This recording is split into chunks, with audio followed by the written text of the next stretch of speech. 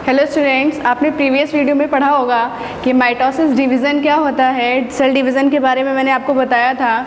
5 step होते हैं। पहला G1 process and second is S process and third is G2 and fourth is M and last is C। मतलब C का मतलब cytokinesis phases होते हैं। ठीक है, अगर G1, S और G2 की अवस्था को देखा जाए तो क्या कहते हैं हम इसे? इंटरफेज।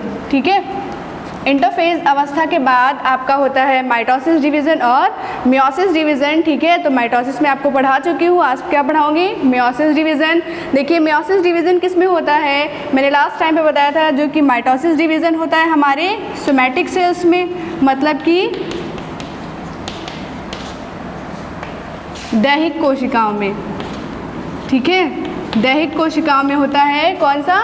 Mitosis division. लेकिन अगर मियोसिस डिवीज़न की बात करें तो ये कौन सी सेल्स में होता है? ये जनन कोशिकाओं में या रिप्रोडक्टिव सेल्स में। जितनी भी रिप्रोडक्शन सेल्स होती हैं, रिप्रोडक्टिव सेल्स होती हैं या जनन कोशिकाएं होती हैं, उनमें अर्धसूत्री विभाजन होता है। निषेचन के तुरंत बाद अर्धसूत्री विभाजन शुरू हो जाता है, जिससे कि कोशिकाएं जब बनती हैं तो उनमें गुणसूत्रों का क्या हो जाता है? गुणसूत्रों की संख्या आधी रह जाती है। समसूत्री में हमने ये बताया था कि जब भी किसी कोशिका का विभाजन होता है, ठीक है, जब कोशिकाएं दो बनती हैं तो इनमें जो गुणसूत्र हैं वो कितने होते हैं? समान होते हैं। ठीक है, इक्वल होते हैं किसके? अपने पेरेंट सेल के।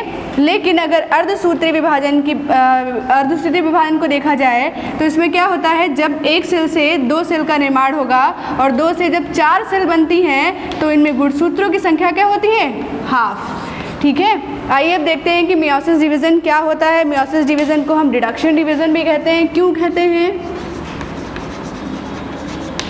Reduction division? हिंदी में इसको कहते हैं न्यूनकारी विभाजन। ठीक है, न्यूनकारी विभाजन या अर्धसूत्री विभाजन कहते हैं। क्यों? क्योंकि इनमें जब कोशिका का विभाजन होता है तो आने वाली जो नई सेल्स होती हैं उनमें गुणसूत्री की संख्या क्या होती है? आधी रह जाती है। ठीक है, ये देखिए जो मियोसिस की खोज सबसे पहले किसने करी थी? स्ट्रासबर्गर ने, और मुरे एंड फॉर्मर ने जो ये मियोसिस वर्ड है उसको दिया था। ठीक है, अब देखिए जो टाइप्स कितने होते हैं? 3 टाइप के होते हैं। ये डिवीज़न जो 3 टाइप का होता है, पहला ज़ाइगोटिक, दूसरा ज़ाइगोटिक meiosis and third is gametic meiosis and second is gametic meiosis, third is sporic meiosis. ठीक है, अब देखिए इसको हिंदी में कहते हैं युग्मनज अर्धसूत्री विभाजन, इसे कहते हैं युग्मक अर्धसूत्री विभाजन, और इसे कहते हैं बीजाणुजनक अर्धसूत्री विभाजन। जो ये वाला विभाजन है ये युग्मकों का विभाजन हो जाता है इस मियोसिस प्रोसेस में। और ये किस में होता है? आपके जो निम्न प्रकार के प्लांट्स होते हैं, जैसे जो काफ़ी छोटे होते हैं, जैसे एल्गी है, ठीक है, उनमें ये कैसा होगा? आपका ज़ाइगोटिक मियोसिस होता है। और अगर गैमेटिक मियोसिस डिवीज़न देखा जाए तो किसमें होता है? एनिमल सेल्स में। और अगर स्पोरिक मियोसिस देखा जाए तो ये हायर प्लांट्स में होता है, मतलब कि उच्च पादपों में ये डिवीज़न होता है। ठीक है, अब देखिए जो आपका मियोसिस डिवीज़न है वो 2 पार्ट्स में होता है। ठीक है, meiosis first and second. Meiosis first part में क्या होता है? इसकी सेल्स जो है स्टेजेस इसकी मियोसिस फर्स्ट और मियोसिस सेकेंड। ठीक है, ये 2 स्टेजेस में ये डिवीज़न कंप्लीट होता है। मियोसिस फर्स्ट की अगर बात करें तो इसमें आपके 4 फेजेस होते हैं या सब स्टेजेस होती हैं। Prophase, first, metaphase first and आपका anaphase first and last is telophase first. Okay, अगर देखा जाए जो आपका मियोसिस फर्स्ट डिवीज़न है इसमें जो सब स्टेजेस है आपकी कौन सी? प्रोफेज अवस्था जो है वो काफ़ी लंबी होती है कंपैरिजन देन माइटोसिस डिवीज़न। ठीक है, अगर प्रोफेज में देखा जाए तो इसमें 5 स्टेजेस होती हैं। पहली आपकी लेप्टोटीन, दूसरी ज़ाइगोटीन एंड थर्ड इज़ आपकी पैकेटीन एंड फोर्थ इज़ आपकी diplotene and last is diakinesis. ठीक है, तो प्रोफेज जो अवस्था होती है, मियोसिस फर्स्ट की जो प्रोफेज अवस्था होती है वो काफ़ी लंबी होती है। इनमें 5 जो है सब स्टेजेस होती हैं, उप अवस्थाएँ होती हैं। कौन कौन सी? लेप्टोटीन, जाइगोटीन, पैकेटीन, डिप्लोटीन और डाइकाइनेसिस। ठीक है, आइए अब देखते हैं कि प्रोफेज अवस्था में गुणसूत्र या कोशिकाओं का विभाजन कैसे होता है। इससे पहले हमने आपको बताया था कि ये क्या है? सेल है। इसके अंदर क्या होता है? न्यूक्लियस। ठीक है, न्यूक्लियस होता है और इसके ऊपर न्यूक्लियस के न्यूक्लियर मेम्ब्रेन होती है जिसे हम केंद्रक झिल्ली कहते हैं।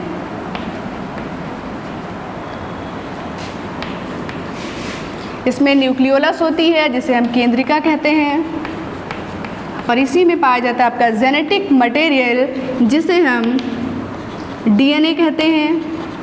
ठीक है, जैसे ही सेल डिवीज़न की अवस्था आती है तो जो डीएनए मटेरियल है वो क्या होने लगता है? संघनित होने लगता है और सूत्रों के रूप में, ठीक है, फाइबर्स के रूप में आपको ये स्टैंड्स बना लेते हैं, द्विसूत्री या फिर एक सूत्री। ठीक है, एक सूत्री धीरे धीरे जैसे इनका डिवीज़न स्टार्ट होता है ये एक सूत्री से इनका जो है रेप्लिकेशन या प्रतिकृतियाँ बनने लगती हैं या द्विगुणन प्रारंभ हो जाता है। कौन सी अवस्था में? हमने आपको इससे पहले बताया था G1S और G2 में। इसमें आपका जेनेटिक जो आपका डीएनए मटेरियल है वो संघनित होने लगता है और S अवस्था में क्या होता है? जो डीएनए है आपका क्रोमोसोम है वो क्या होने लगते हैं? मोटे होने लगते हैं और रेप्लिकेट होने लगते हैं। G2 अवस्था में ये प्रिपेयर हो जाते हैं सेल डिवाइड होने के लिए। ठीक है, तो ये आपके क्रोमोसोम हो जाते हैं। डीएनए और क्रोमोसोम की अगर स्ट्रक्चर देखें तो आपको ऐसा हमने बताया था।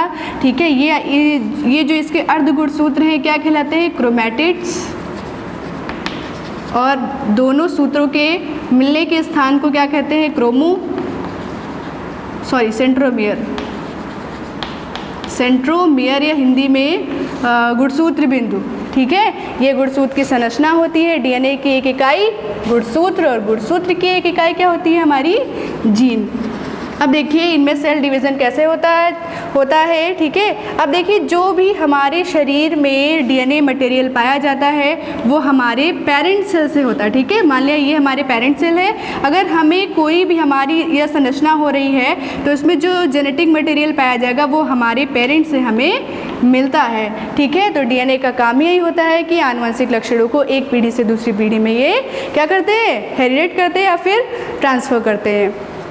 आइए देखते हैं प्रोफेज अवस्था में कौन कौन सी क्रियाएं होती हैं। ये क्या है? न्यूक्लियस है। ठीक है, इसमें मैंने पार्ट्स बताए। अब धीरे धीरे जैसे ही ये तैयार हो जाता है सेल डिवीज़न के लिए, जब ये मियोसिस फर्स्ट की स्टेज आती है, प्रोफेज फर्स्ट की, तभी क्या होते हैं? धीरे धीरे संघनित होने लगते हैं और सूत्रों के रूप में दिखाई देने लगते हैं। पतले धागेनुमा संरचना इनकी दिखाई देने लगती है। तो इस अवस्था को क्या कहते हैं? लेप्टोटीन। ठीक है, लेप्टोटीन। फिर आपकी आती है जाइगोटीन। जाइगोटीन में क्या होता है? जो ये सूत्र हैं वो आपस में या होमोजाइगोटिक मतलब कि जो समान सूत्र हैं, ठीक है, समान सूत्र हैं वो आपस में क्या होने लगते हैं? पास पास आने लगते हैं। और पैकेटीन अवस्था में क्या होता है? जो ये गुणसूत्र हैं वो क्या होते हैं? आपस में जुड़ जाते हैं पैकेट्स के रूप में। और डिप्लोटीन अवस्था में क्या होता है? यहाँ पर क्रॉसिंग ओवर की क्रिया होती है। क्रॉसिंग ओवर की क्रिया क्या कहलाती है? जैसे ये गुणसूत्र एक गुणसूत्र दूसरे गुणसूत्र के क्रोमैटिड से जब जुड़ता है, ठीक है, तो जुड़ने के स्थान को कहते हैं काइज़मेटा। ठीक है, अब ये क्या करते हैं? जैसे कि जब इनमें आपस में जुड़ते हैं आपकी पैकेटीन अवस्था में क्या करेंगे? ये आपस में जुड़ जाएंगे तो एक गुणसूत्र का क्रोमैटिड दूसरे गुणसूत्र के क्रोमैटिड से जुड़ जाता है और अपना कुछ भाग इस पे टूटकर जुड़ जाता है और इसका भाग इस पर जुड़ जाता है। ठीक है, तो इसमें क्या होता है? क्रिया होती है जीनों के अदला बदली की। ठीक है, जीन हमने बताया क्या होता है?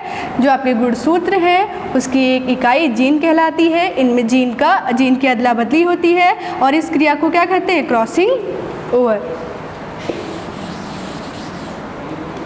ठीक है, इसे क्या कहते हैं? Crossing over.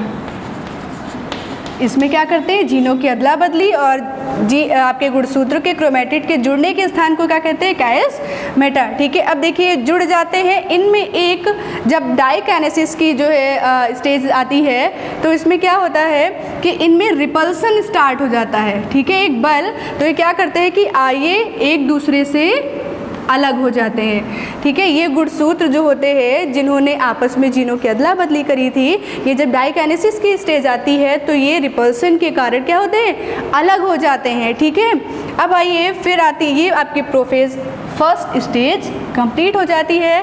फिर आती है आपकी मेटाफेज फर्स्ट। इनमें क्या होता है, जो आपके क्रोमोसोम होते हैं वो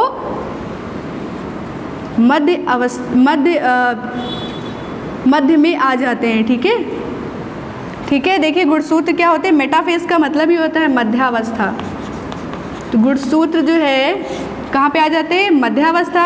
माइटोसिस डिवीज़न में हमने बताया था कि ये क्या है आपके तारककाय, तारककाय, और जिनसे ये रेज निकली हैं, इन रेज को क्या कहते हैं? Ester, ester. ठीक है, ये क्या करती है? जो इस आपके स्पाइंडल फाइबर्स हैं, ठीक है, जो स्पाइंडल फाइबर्स हैं वो किसको बांधे रखती हैं? आपके क्रोमोसोम को। और जिस स्थान से ये आपके स्पाइंडल फाइबर्स जुड़ते हैं, जैसे ये है, ठीक है, यहाँ से स्पाइंडल फाइबर जुड़ा तो इस जुड़ने के स्थान को क्या कहते हैं? काइनेटोकोर कहते हैं। ठीक है, मेटाफेज अवस्था में गुणसूत्र मध्य में आ जाते हैं। फिर एनाफेज में क्या होता है? इसमें भी क्या होता है? प्रतिकर्षण बल उत्पन्न होता है और स्पाइंडल फाइबर्स या अपोजिट पोल एक दूसरे को क्या करते हैं? अपनी अपनी तरफ खींचते हैं। इस वजह से ये सूत्र जो है क्या होते हैं? डिवाइड हो जाते हैं और अपोजिट पोल पर ये चले जाते हैं। ठीक है, और टेलोफेज में क्या होता है? इनमें सूत्रों का विभाजन हो जाता है और धीरे धीरे कोशिका द्रव्य का विभाजन होता है और एक सेल से क्या होता है? दूसरी सेल या फिर एक सेल से दो सेल का निर्माण होता है। ठीक है, और गुणसूत्रों की संख्या क्या होती है? इनमें आधी रह जाती है। और मियोसिस फर्स्ट जो होता है आपका, मियोसिस फर्स्ट स्टेज, इसमें तो अर्धसूत्री विभाजन होता है, लेकिन अगर हम मियोसिस सेकेंड की बात करें तो इसमें समसूत्री विभाजन की तरह ही विभाजन होता है। तो आइए अब देखते हैं meiosis second. Hope so meiosis first आपको समझ में आया होगा। ठीक है, अब देखिए मियोसिस सेकेंड स्टेज में क्या होता है। देखिए मियोसिस फर्स्ट में 2 सेल का फॉर्मेशन हुआ। अब 1 से 4 कैसे बनेंगे? इसी से समसूत्री विभाजन होगा तो क्या हो जाएगा? इसी से 2 सेल और बन जाएंगी। तो एक अर्धसूत्री विभाजन से कितनी सेल का फॉर्मेशन हो जाता है? 4। ठीक है, देखिए मियोसिस सेकेंड, इसमें भी फर्स्ट स्टेज जो आपकी होती है prophase, second and metaphase, second and anaphase, second and fourth is telophase second. ठीक है, अब देखिए जो मियोसिस फर्स्ट और मियोसिस सेकेंड के बीच की एक अवस्था होती है वो क्या कहलाती है? Inter kinesis.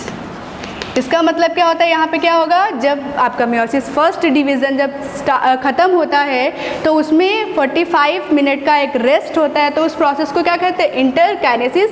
आफ्टर 45 मिनट आपकी मियोसिस सेकेंड स्टेज स्टार्ट हो जाती है। ठीक है, मियोसिस सेकेंड स्टेज में कौन कौन सी सब स्टेजेस होती हैं? आपकी prophase second, metaphase second, anaphase second, telophase second. और जो ये सेकेंड स्टेज है वो समसूत्री विभाजन की तरह क्या करती है? वैसे ही विभाजित हो जाती है, मतलब इनमें समान सूत्रों का विभाजन होता है।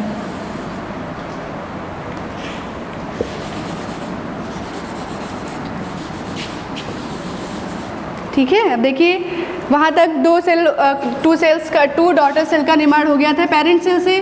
ठीक है, और इनमें क्या है?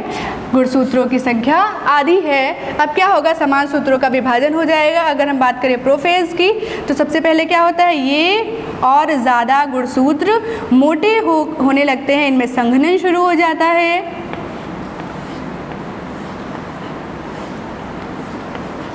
ठीक है, और जो आपकी न्यूक्लियोलस है वो गायब हो जाती है और आपके जो सेल ऑर्गेनेल्स हैं जैसे माइटोकॉन्ड्रिया, गोल्जी बॉडी, वो सब क्या होते हैं, धीरे धीरे डिसअपेयर होने लगते हैं और ये प्रोफेज सेकेंड की स्टेज में आ जाते हैं। फिर आइए अब देखते हैं कि मेटाफेज सेकेंड में क्या होता है। मेटाफेज का मतलब ही होता है मध्यावस्था।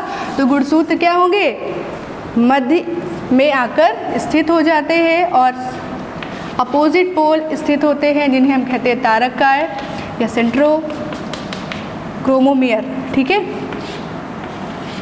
ये आपके स्पाइंडल फाइबर्स हैं, ये रेस जो हैं इन्हें हम एस्टर कहते हैं। आपके जो मेटाफेज सेकेंड में क्या होगा, गुणसूत्र मध्य अवस्था में आ जाते हैं और एनाफेज अवस्था में, एनाफेज सेकेंड में क्या होता है, जो गुणसूत्र हैं इनमें क्या हो जाता है, रिपल्सन प्रारंभ हो जाता है या बल जो है लगता है। ये अपोजिट पोल आपको जो है स्पाइंडल फाइबर्स अपनी तरफ खींचते हैं। इस वजह से क्या होता है, इनमें गुणसूत्र आधे आधे